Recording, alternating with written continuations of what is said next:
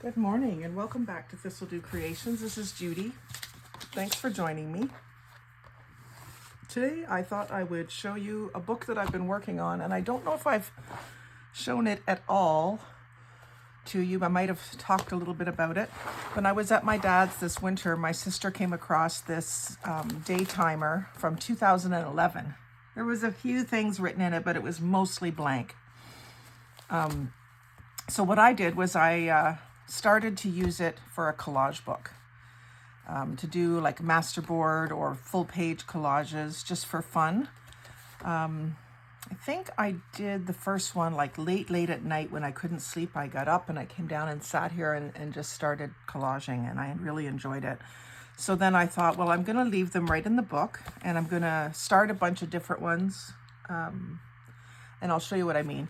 So this one I did sort of all at once. I pulled out some papers that coordinated. The green got added in because of this piece of paper.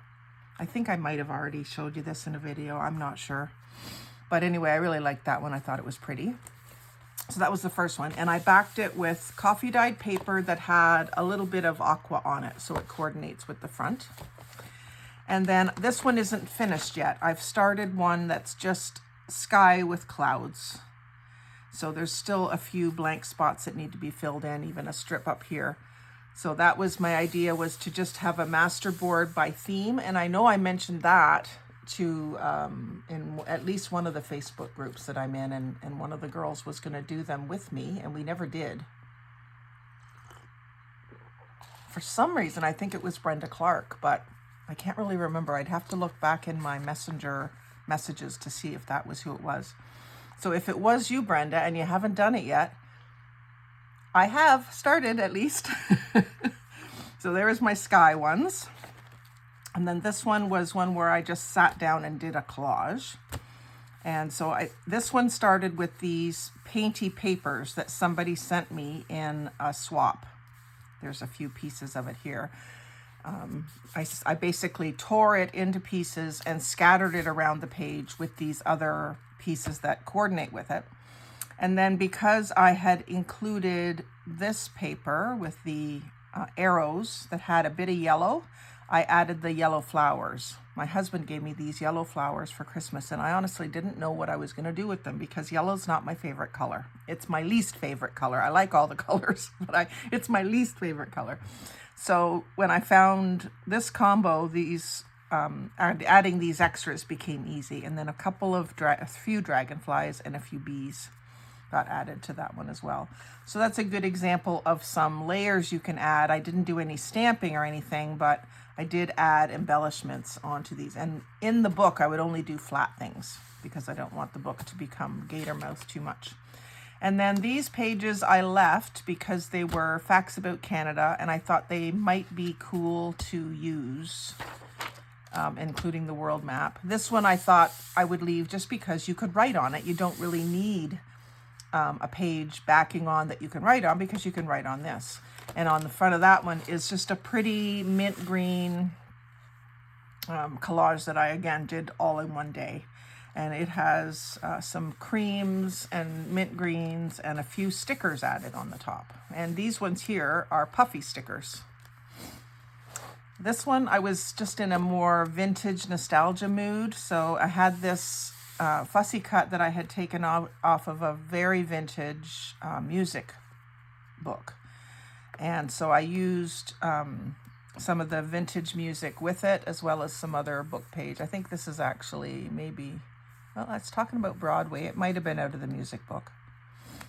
But I just thought that had a really neat nostalgic look to it. Again, probably just above yellow is orange for me on my favorite colors. I don't usually use it except for at Halloween. My husband loves orange, but it's not really my thing. So peach is just prettier, I think. And then that is backed with plain pages out of books, like the front page, or some of them were like a half a page where the writing ends and there's still half a page left of blank. So I just did a collage of those without inking the edges, and it's all writable. And then this one is book page background. a collage of green and blue and pink and tan that all complement the focal point. And I did this one without inking, which is not really like me, but that's what I did that day. And this one here, it looks very textural. It looks like it's fabric, but it's just cut out of a carpet magazine, carpet catalog actually. But I thought those were pretty flowers, so I just wanted to make them a focal point. And I may go back and embellish this further. To me, it's a little plain. Like the colors are good, the composition's not bad, but it just needs a little something. So I'll probably go back and finish it up. And that one is not backed either because I thought you could write on that. The only reason I might back it for a project is if I find that it isn't thick enough. But with the layers of paper, it does get pretty stiff. And then this one I really like. I shared this one as a Friday freebie, I believe. And actually I see there's a spot there that needs to be filled. I don't know if something fell off or if I just missed it. I'll have to find a little piece of floral to put there. So here I was just trying to use up some of the floral things that I've clipped out of magazines, because that's what I find the most of that's usable in magazines is florals. So I just wanted to use a few of them up. And I really like the way that those kind of collages come out. The only thing I might do different if I was to, if I had a chance to do this one again, is put this pot with the lemon tree in the foreground instead of in behind. But you don't always realize that when you're collaging. I guess you could collage from the outer edges in and then save something special to put on the front. That's probably how I'll attack it next time. And then I got a couple more blank pages. Again, they're kind of writable. They're not really pretty or anything. And then this one I really like. I'm going to put some of my graph paper on the back of this one, I think. That's got the minty green. I was thinking of putting that on the back of it because of the coloring. So it's got a piece of my silk that I have available by 1 yard cards.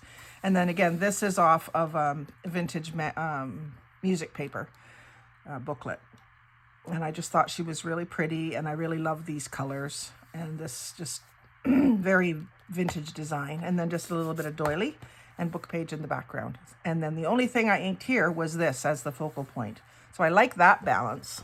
Not everything inked, just the part that's maybe the most important to the piece. So just while we're here, let's throw this in here. Let's do this back. I only have a little glue stick over here, but we'll go with it. I bought these little ones to see if they were any good. They're the Studio brand from Dollarama. I don't think they last long enough for the way I go through glue sticks, but I'll just use them up and go back to the big ones. It sure is nicer when the air is warm and these spread nice and easy. So I'm just gluing up that whole page.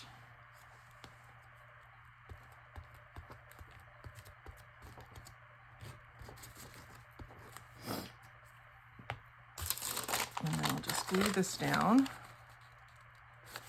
So I'm going to put this to the inside. It's not quite covering. I'll cover up there. Oh, that's very crooked too. Let's see if it's given me any time to reposition a little bit, if you're quick. So I'm going to line this up better. I think what I need to do is just not even try to go all the way to the edge. Oops, I just ripped it out of the book. I guess I get to use it. Try lining it up down here where I can see. There we go.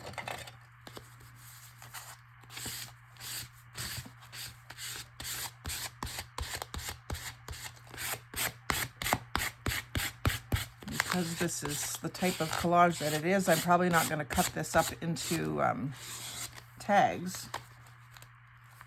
It'll probably be a focal point on the front of a book or something. Or maybe it's just art.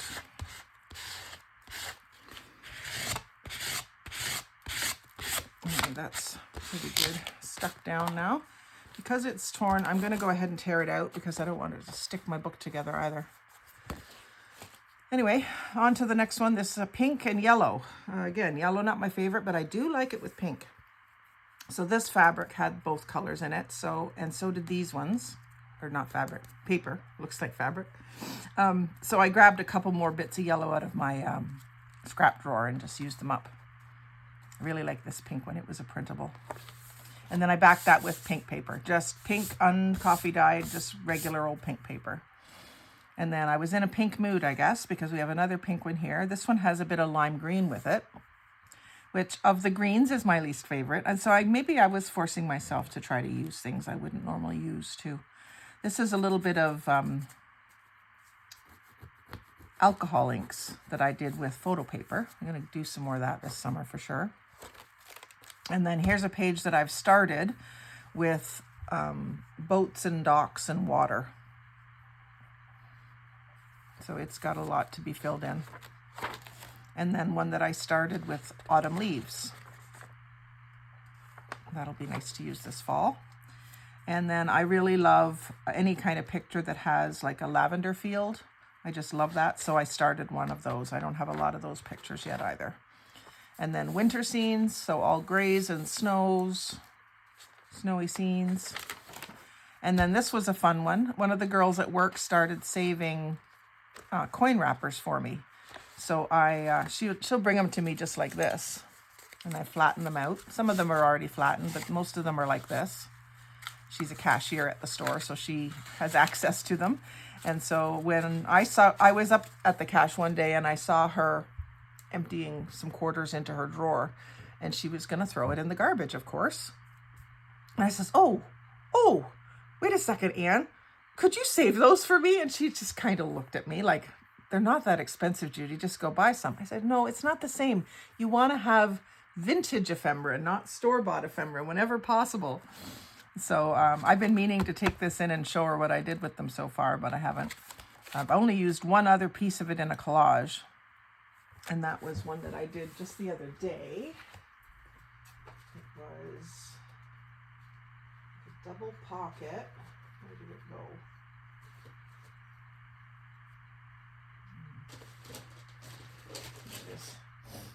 It was this double pocket that I made out of an envelope.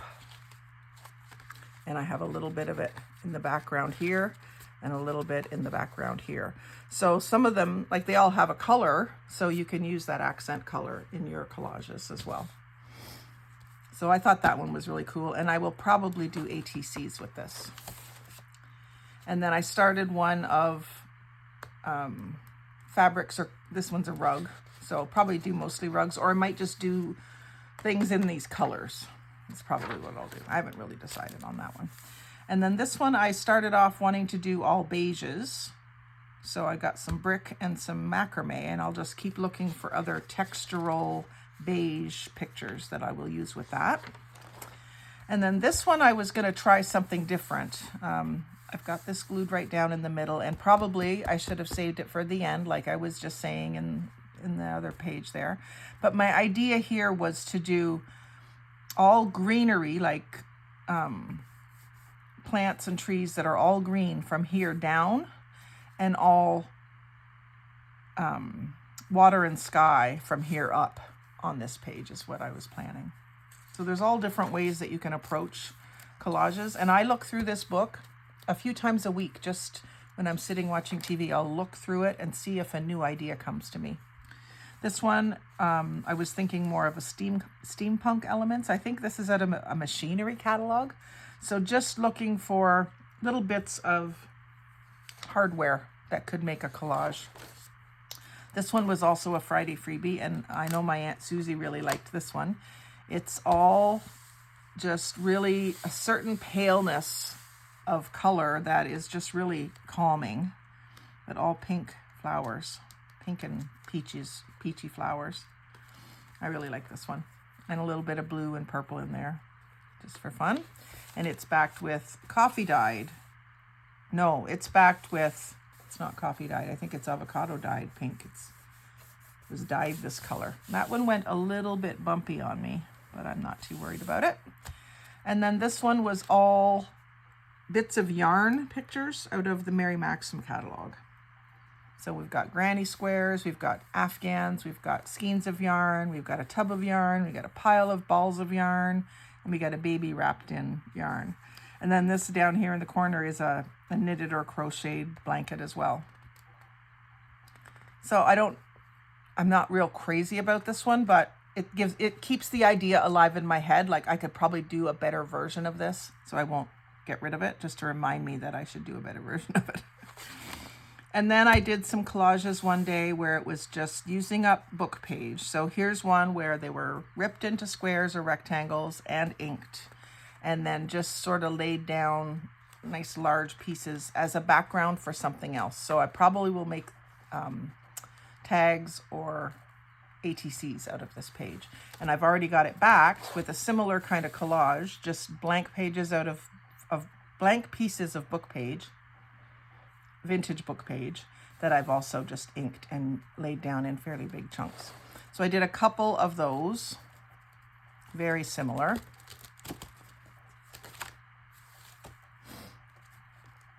I was kind of on a roll that night. And then I did some weaving without inking. I don't know if you're going to be able to see that very well. Just tilt it to see if the light catches it a different way so you can see it. So I just glued that right down to the page, and that's not backed yet. And then this is where I was using the vintage book page, and where you tear it out of the book, the page out of the book, you get this sort of ruffly edge. So I glued all these down, slightly overlapping, but with that ruffly edge loose, sticking up. So again, you probably can't see it, but it feels and looks really neat. It's got a really neat texture to it. And again, I'll just see if I can tilt it so you can see that a little bit better. You can see it better down at this end. So when you tear out of the book, and it's where the paper had curled around the spine of the signature, and it kind of is curled, and I really thought that was a neat, almost a ruffle. It reminds me of the ruffle on a baby's panties. The little pants that you used to put over top of their diaper. And that one isn't backed. And then this one is all the same type of book page edges, but cut with the ripple scissors. And I know you're probably not going to be able to see that because it isn't inked, but I'll just tilt it and hopefully you can get a glimpse of that. And then this one, same thing, only just going vertical instead of horizontal. I was really just trying to use them up. And then this one I had a bunch that I had ripped like the width of my ruler, so they're pretty uniform in width. And then I ripped them all to the same length, and I inked them all, so that was a lot of TV time. And then I did this herringbone pattern, which I absolutely love. The only thing I would do different on this is I can see the white page because I didn't overlap them. I can see the white page in between, and I would prefer to see black in between. So I'm going to do some of these on black cardstock because I've got a lot of black cardstock in, it's not letter size, it's A4, where it's a little bit narrower and a little bit longer, but I'm going to do more of that on the black. I don't know when I'll get around to it, probably not till next winter. And then this one is very similar, but you see this one, I've got the pieces going on the diagonal and interlocking like herringbone. This one is still herringbone, but the pieces are going, straight up and down and straight across. You still get the same herringbone pattern. If you turn it sideways, you get the exact same, but there is a difference in how it looks. You can see that. And those ones aren't backed yet. And then this page is going to be all stone and brick. So whenever I find pieces that are large enough in a magazine, usually it's out of a magazine. Sometimes, because I'm a kitchen designer and I work at a hardware store, sometimes in our catalogs, there'll be bits of brick. And then this I've used in another collage. It was out of a book that I had a couple copies of. And it's like, I think it's concrete, a concrete ceiling, which is really strange, but I really like the texture on that. And then here's another one where I've got like brick, but more done with the little windows. So just a different vibe than the page before. And then this one is all like misty trees and trees with sunlight coming through. And I've got some people walking in the woods there. So that plan is that whole page will be those kinds of pictures. And then bookshelves. I do have a section in my Fussy Cuts that's all bookshelves cut out of magazines. I liked this one because it was just the brown and white. I thought that was nice. And then I've got another one here where it's sky and trees that I want to do. Trees from here down and sky from here up. And they might make interesting bookmarks. And then I did started a page for fire. You don't see a lot of fire in magazines, but sometimes you do. And there you go. And then this one I decided to do sunset with silhouettes as the focal point, and then I don't know yet what I'm going to do around the outside edge. It might be all blacks or all blues or something like that. And then this is what I'm getting to today. I want to do some Father's Day projects because it's early June now, and I've got videos scheduled for right up until Father's Day. So I want to do some Father's Day stuff. So these are just 2 pages out of a Mechanics Illustrated from 1952. And I do have some flip throughs of these books, which are on my YouTube. I haven't been sharing them on the Facebook groups that I'm in because I don't think that the women on there would be terribly interested in them. But if you are watching this and you are interested in seeing a flip through of a vintage magazine, they are on my YouTube channel. And you can find them. Well, they're not yet, but they will be by the end of June. So this is just 2 pages from the classified section of the magazine that I've glued onto the page in preparation for the video I want to make today. And I've backed this one with Amazon packing paper, just the really thin craft color paper. And then this one is the same thing. It's classified. This one has more like ads in it with pictures instead of just wording. And I'll do the same thing with that. And I've got it back the same way. And then this one, I have it glued up, the 2 pages just side by side glued on, and I don't have that one backed yet. So we'll be doing that one soon. I think I left it so that I could do it on camera, but I don't have any packaging paper handy. I do have paper bag if you guys want to do it. So I've got a Subway paper bag here. Let's use that. We'll do it real quick.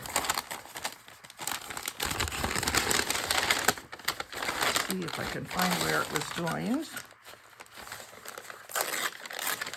and start ripping it there just to get it open.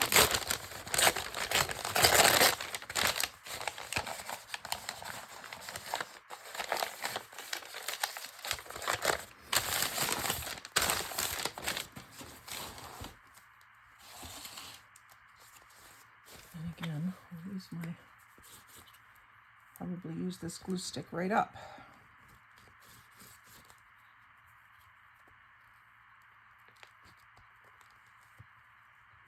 Get my edges real good.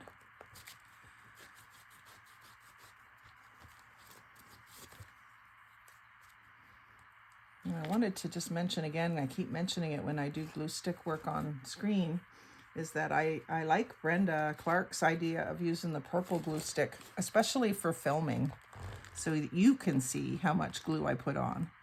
I mean, I'm putting quite a bit, but you can't see it because it's just that whitish clear glue.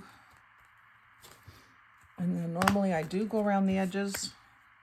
I'm just gonna go real quick around with some tacky glue, not a lot. I found that with the packing paper, it really sort of transfers through. It might not be quite as bad with the paper bag. And I don't bother trying to cut it to shape first. I just put it on.